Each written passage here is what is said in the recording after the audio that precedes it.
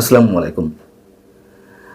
আওয়ামী লীগের রাজনৈতিক কর্মকাণ্ডের উপর থেকে নিষেধাজ্ঞা প্রত্যাহারের বিষয়ে নানানমুখী গুঞ্জন আমরা গত কয়েকদিন ধরে শুনতে পাচ্ছি, বিশেষ করে বিএনপি সরকার গঠনের পর থেকে, এবং সম্ভবত তারই ধারাবাহিকতায় নির্বাচন পরবর্তী পরিস্থিতি এবং আওয়ামী লীগের ভবিষ্যৎ কর্মসূচি নিয়ে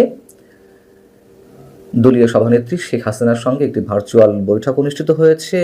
আওয়ামী লীগের ওয়ার্কিং কমিটির বেশ কয়েকজন নেতার সঙ্গে সেখানে বেশ কয়েকজন প্রেসিডিয়াম সদস্য উপস্থিত ছিলেন এবং দিল্লি থেকে শেখ হাসিনা ভার্চুয়ালি যুক্ত হয়েছেন। আর আওয়ামী লীগের নেতারা দিল্লিতে দলের কোনো এক প্রেসিডিয়াম সদস্যের বাড়িতে বসে তারা এই বৈঠকে যুক্ত ছিলেন, এমন খবর দিয়েছে ভারতীয় কোনো কোনো গণমাধ্যম।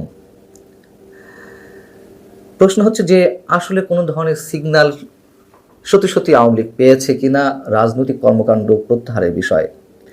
বৈঠকে শেখ হাসিনা বিএনপির নাম উল্লেখ না করেই যে মন্তব্যটি করেছেন তা হচ্ছে এরকম যে আমরা আশা করব বর্তমান সরকার এই অবৈধ নিষেধাজ্ঞা প্রত্যাহার করবে, যদি না করে তখন আমরা আমাদের মতো করে সিদ্ধান্ত গ্রহণ করব, কর্মসূচি ঘোষণা করব। ভালো কথা, কিন্তু আমরা তো জানি যে তিনি এই ধরনের মন্তব্য এর আগেও করেছেন। বিশেষ করে নির্বাচনের আগে ভারতীয় কোনো কোনো গণমাধ্যমকে দেওয়ার সাক্ষাৎকারে তিনি মন্তব্য করেছিলেন বিএনপি সরকার গঠন করলে আওয়ামী লীগের রাজনৈতিক কর্মকাণ্ডের উপর থেকে নিষেধাজ্ঞা প্রত্যাহার করবে, তিনি আশাবাদ ব্যক্ত করেছিলেন। আবার সজীব ওয়াজেদ জয় ডয়েচে ভেলেতে দেওয়া সাক্ষাৎকারে অথবা তার ফেসবুক পেজে স্ট্যাটাসে যে মন্তব্য করেছেন তাও এরকম ছিল যে তিনি তারেক রহমানের সঙ্গে খোলামেলাভাবে আলোচনায় বসতে প্রস্তুত। নিশ্চয়ই এ ধরনের কোনো আলোচনা হবে না, এটুকু আমরা অনুমান করে বলতেই পারি। তবে কোনো একটা সিগন্যাল তারা পেয়ে থাকতেই পারেন, সেটি কোন পর্যায়ে সে সম্পর্কে নিশ্চয়ই আমরা নিশ্চিত করে বলতে পারছি না। শেখ হাসিনা ভারতে অবস্থানরত নেতাদের উদ্দেশ্যে বলেছেন যে মানসিক এবং অন্যান্য প্রস্তুতি নিতে দেশে ফিরে আসার ক্ষেত্রে। এখন তিনি যে মানসিক প্রস্তুতি নিতে বলেছেন, সেই জায়গা থেকে বৈঠকে উপস্থিত কোনো কোনো নেতা ভারতীয় কোনো কোনো গণমাধ্যমকে বলছেন যে তার যে আত্মবিশ্বাসী মনোভাব তারা লক্ষ্য করেছেন, তাতে তারা নিশ্চিত যে কোনো ধরনের গ্রিন সিগন্যাল তিনি পেয়েছেন। যদি পেয়েই থাকেন তাহলে সেই গ্রিন সিগন্যালটি আসলে কোত্থেকে? প্রধানমন্ত্রী তারেক রহমানের পক্ষ থেকে, অথবা বিএনপি সরকারের উচ্চ বা দায়িত্বশীল কোনো পর্যায় থেকে, নাকি ভারত সরকারের সাথে বিএনপি সরকারের উচ্চ পর্যায়ের কোনো আলাপ আলোচনার মাধ্যমে? যে কোনো একটি হতে পারে। তবে ভারত আওয়ামী লীগের পুনর্বাসনের বিষয়ে, রাজনৈতিক পুনর্বাসনের বিষয়ে চেষ্টা চালিয়ে যাচ্ছে, চেষ্টা চালিয়ে যাবে, এটুকু আমরা নিশ্চিত। এ সম্পর্কে মন্তব্য আমি আগেই করেছি। এখন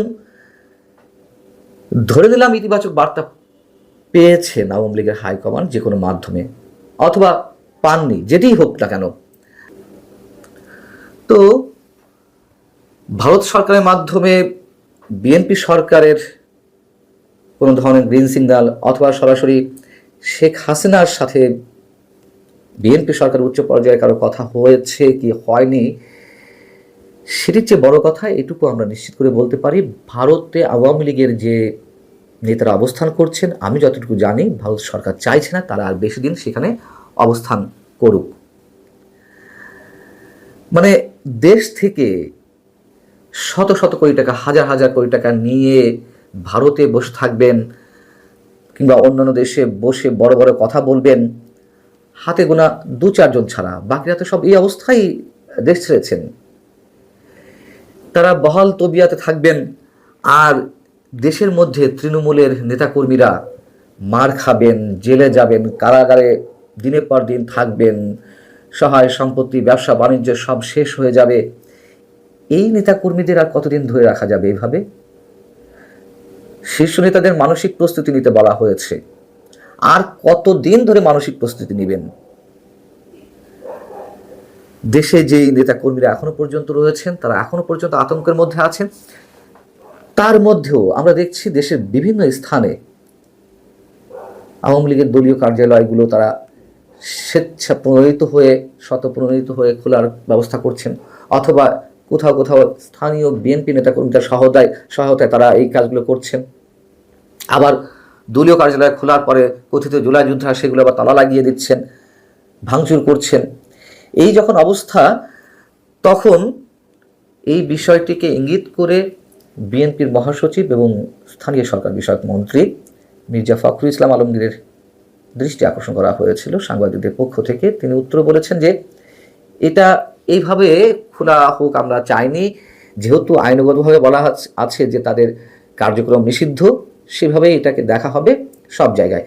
এটি সম্ভবত তার জায়গা থেকে ফর্মাল কোনো মন্তব্য করা হয়েছে। তবে আমরা জানি যে যেটুকু বোঝা যাচ্ছে বিএনপির এক ধরনের সফট মেন্টালিটি রয়েছে আওয়ামী লীগের রাজনৈতিক কার্যক্রম শুরুর বিষয়ে। যেটুকু বোঝা যায় তাদের বক্তব্য বা কথাবার্তা, কোনো হার্ড লাইনের বক্তব্য তারা এখনো পর্যন্ত দেননি। সেই জায়গা থেকে হয়তো আওয়ামী লীগের রাজনৈতিক কার্যক্রম খুব দ্রুতই শুরু হবে। এখন মজার বিষয় হচ্ছে যে ওই বৈঠকে শেখ হাসিনা নাকি মন্তব্য করেছেন যে তিনি ভোট বয়কটের যে আহ্বান জানিয়েছিলেন তাতে বাংলাদেশের মানুষ তুমুল সাড়া দিয়েছেন। এইগুলো পলিটিক্যাল কথাবার্তা, এগুলো ধরার কিছু নেই। তবে আওয়ামী লীগের একটি বড় অংশর ভোট যে বিএনপি পেয়েছে এটুকু তো নিশ্চিত, এখানে কোনো রাগঢাকের বিষয় নেই। আবার ওই বৈঠকে যারা উপস্থিত ছিলেন সেসব নেতাদের কেউ মন্তব্য করেছেন যে জোর গলায় বলেছেন আন্তর্জাতিক মহল বাংলাদেশের ত্রয়োদশ জাতীয় সংসদ নির্বাচনকে অনুমোদন করবে না। এইসব কথাবার্তা বলে কোনো লাভ নেই। এখন এগুলো বলে আর রাজনৈতিক মাঠ উত্তপ্ত করার কোনো সুযোগ নেই বা উত্তপ্ত হবেও না, এটাই বাস্তবতা। এখন দেখার বিষয় যে আসলে আওয়ামী লীগ কতদিনে ফিরতে পারছে, এবং সেটির উপরে নিশ্চয়ই বাংলাদেশের রাজনীতির অনেক কিছু নির্ভর করছে। ভালো থাকুন সবাই, আল্লাহ হাফেজ।